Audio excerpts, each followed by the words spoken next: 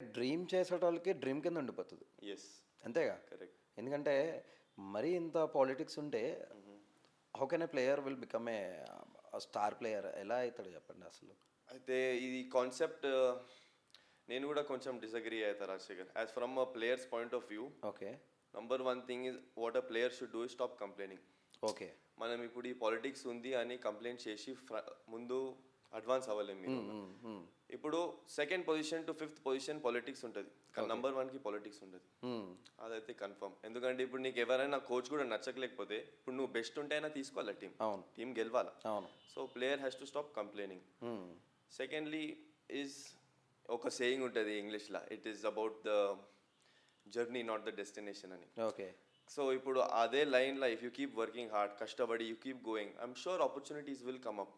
కానీ if you are looking for star player or fame, నువ్వు fame కోసం ఒకటి అయితే it is a wrong target that your keeping. ఎందుకంటే మనం ఫేమ్ కోసం ఒక పని చేస్తే ఈ రోజు మనకి చప్పట్లు కొడతారు, బాస్కెట్ పడితే చప్పట్లు కొడతారు, రేపు మర్చిపోతారు ఎందుకు చప్పట్లు కొట్టారని. ఓకే. సో ఐ ఫీల్ నేను డిసగ్రీ అవుతా ఫేమ్ కోసం ఒక స్టార్ ప్లేయర్ అవ్వని. మనం జర్నీ ఇంకా హార్డ్ వర్క్ మీద ఫోకస్ అయితే excellence will definitely reach us. Okay.